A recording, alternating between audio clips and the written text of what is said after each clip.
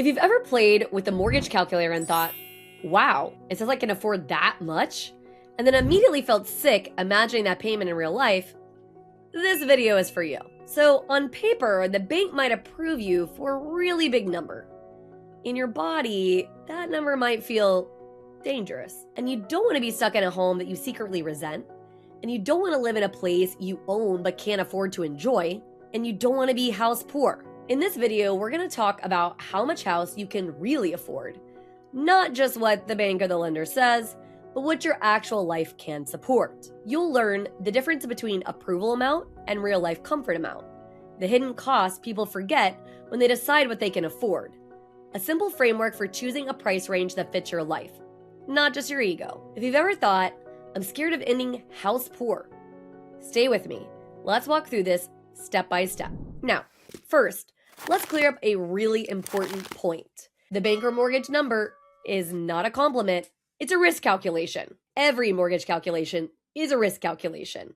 So when the lender says you're approved up to X, they are not saying this is the ideal amount for your lifestyle. They are saying, based on our rules and our assumptions, we're willing to take on this level of risk on you. It's not personal. It's just the math, baby. Their job is to decide if they'll get paid back.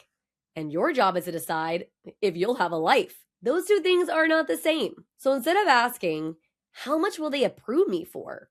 The better question is, what monthly payment would let me live well and sleep at night? This is the core of avoiding the house poor trap. House poor doesn't always look dramatic from the outside. It looks like never saying yes to dinner with friends because money is tight, putting everything on a credit card because your entire paycheck goes to your mortgage and your bills, feeling resentful every time you walk through the front door of your home because it feels like it stole your freedom. We're not doing that. Let's start with the real life side of how much house can I afford? There are 3 layers here: your numbers, your lifestyle, and your nervous system. We're going to walk through each one. So layer 1, your numbers. This is where most people stop, but it is still important. Ask yourself, what's my actual take-home income each month after taxes? What are my current non-housing obligations?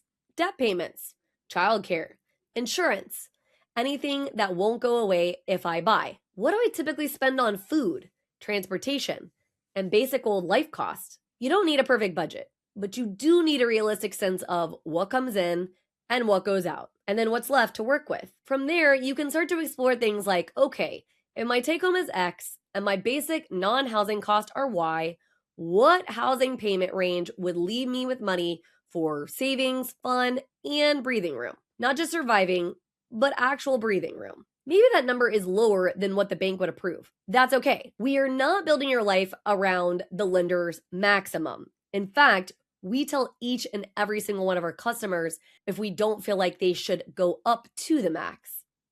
Now, layer 2 is your lifestyle.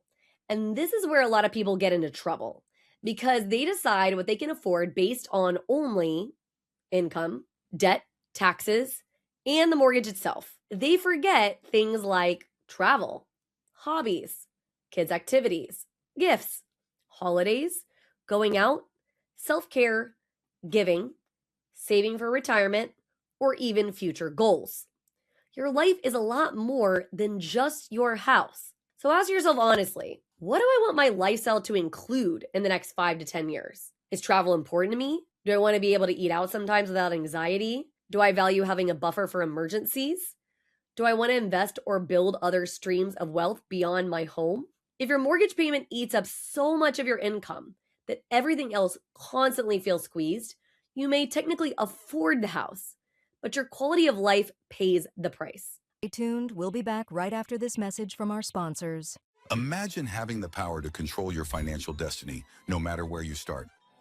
Welcome to the Financial Mastery Simplified course and resource platform, where financial education is tailored to your unique journey. We cover everything you need, from basic budgeting and saving strategies to advanced investing and retirement planning. Learn at your own pace with lessons that match your level of experience. Whether you're a beginner or looking to enhance your financial knowledge, join our community of learners and benefit from shared insights and expert guidance. The Financial Mastery Simplified Course and Resource Platform equips you with the skills and confidence to take charge of your financial future. Ready to master your finances? Enroll in our courses today at the Financial Mastery Simplified Course and Resource Platform. Start your path to financial independence now.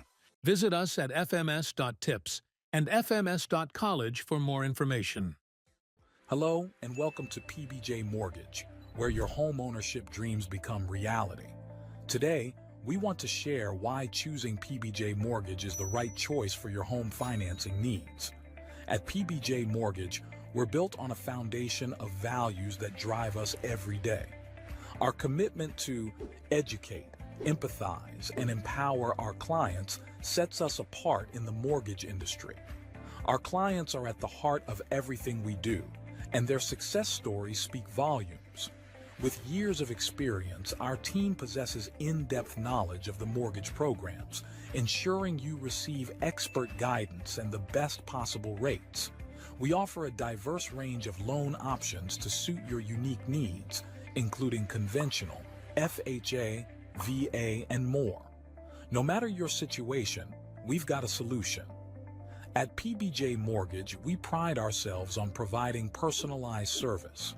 Our dedicated loan officers are here to guide you every step of the way, making the process as smooth as making a peanut butter and jelly sandwich. We understand that time is of the essence, which is why we've streamlined our processes for efficiency and convenience. Transparency and clear communication are paramount. You'll always know where you stand throughout your mortgage journey. Reach out to us today to set up a call to discover your options.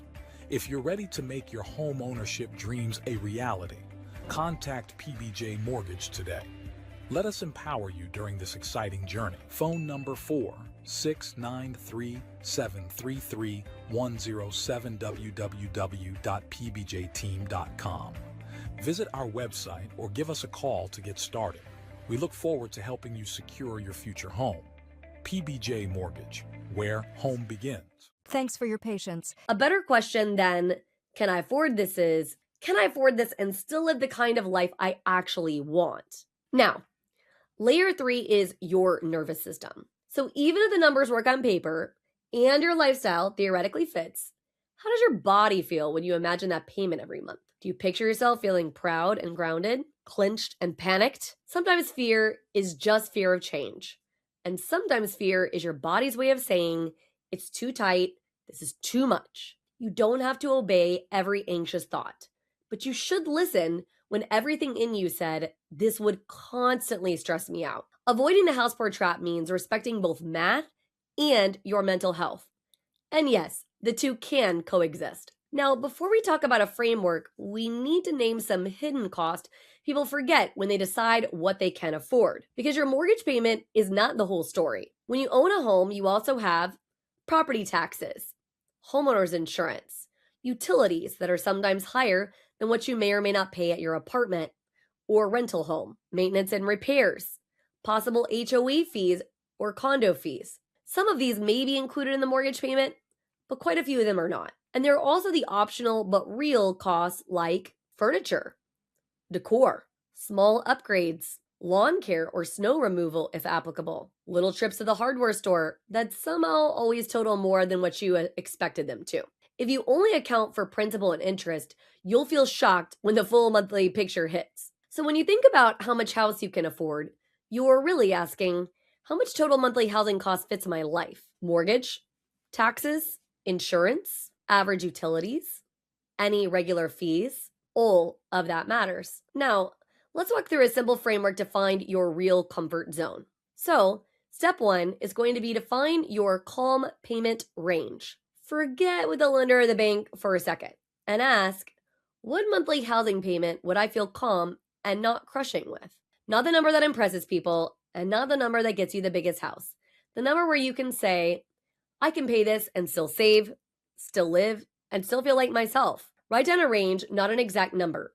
For example, between X and Y per month feels calm. And now, step 2 is a sanity check against your actual life. Take the calm range and ask, with this payment, could I still build some savings or invest, cover other fixed responsibilities without juggling constantly, have some money for enjoyment and also small surprises? If the answer is only if everything goes perfectly each month, the range is probably too high. If the answer is even if I had a couple of weird months, it would still be manageable, you're likely in a safer zone. I also want to comment, don't sell yourself short. And if you are a little bit more on the conservative side, ensure that you are looking at that aspect as well. We want to make sure that our comfort zone is within our comfort, but also is pushing ourselves outside of our usual comfortable box, as long as that's not going to stress you out every single month. Now, the final step 3, convert that range into a rough purchase price. This is where a mortgage expert or even a solid calculator can help do some translating. If I'm comfortable with this monthly payment, what price range does that roughly translate to, including taxes and insurance in my area? And be careful, because some mortgage calculators are not accurate, especially when it comes to taxes and insurance. You don't need a perfect number yet. You need a ballpark that connects your monthly comfort level to some real world prices. Now, step 4, pressure test with what if questions. So I want you to ask yourself, what if my income dropped by a bit or bonuses appeared? Would I still feel okay? What if my utilities are a little higher than expected? What if I need to tackle a repair in the first year? You're not trying to scare yourself out of buying. You're checking, is there any margin here? Or am I counting on everything to go right? House poor usually happens when people buy at the edge, assuming everything is always going to go perfectly. You are aiming for margin, not perfection here. So let's talk about ego for a second, because it's very easy to get pulled into, I should buy as much house as I can afford, or I deserve something really nice after all my hard work, or I don't want to look like I settled. But here's the truth. Freedom is more expressive than square footage. Being able to say yes to a trip, handle an emergency without panic, give generously if you want to, invest in other opportunities. That is real wealth. And a slightly smaller house with a calmer payment can create a much bigger life. So if you ever feel the tug of war between this bigger, more expensive house looks amazing and the slightly simpler home fits my numbers and my nervous system, remember, you live in the payment and the lifestyle, not just the pictures. So let's bring this into a real life example. Imagine 2 people approved for the exact same amount. Person A buys at the top of their approval. Their payment is high, but technically doable. They move in, the house is beautiful, and their Instagram looks great, but month after month, they feel pressure. Every unexpected expense hurts, and they start putting basics on credit cards. They say no to everything fun, and they argue more with their partner. Quietly, they feel trapped. Person B chose a home well below their max approval. It's not as flashy, and there are things they'd like to update over time, but the payment is solid, and they can travel sometimes, still go out, and save and invest. 5 years later, person B has equity in their home, less stress, and more options. That's the power of not going to the edge just because you can. Your goal isn't just to get in the door. Your goal is to stay in that home with peace. So how do you actually use all of this? Here's a simple exercise you can do this week. 1, write down your honest, calm payment range. Now it sounds impressive. What feels livable? 2, list 3 lifestyle non-negotiables you are not willing to sacrifice to own. Maybe it's some travel. Maybe it's some kids' activities. Maybe it's taking care of family. Maybe it's therapy or health-related support. And then number 3, commit to this sentence. I will not choose a house that forces me to sacrifice all of these non-negotiables. And 4, when you talk to an expert or look at homes, keep coming back to, does this fit my calm range and my non-negotiables? Not, what's the most can I stretch, but what lets me own a home and still own my life? So now let's zoom out. Avoiding the house poor trap is not about being scared of nice homes. It is about respecting the reality of your financial life is bigger than one property. Your future self doesn't just care that you bought. Your future self cares how stressed you were, whether you had options, whether your home supported your life or squeezed it. You get to choose that story now. And before you leave this video in your feed and move on, I would love to hear from you. When you imagine your future mortgage payment, What's the first number that pops into your head as a monthly amount that you would feel calm and not crushing? Drop in the comments like this. My calm payment range is around X per month. You don't have to share any other details, just a number or a range. I'll be reading, and I'm going to use those range to shape future videos that talk directly to what is realistic for you and not just what the bank or lender's max says.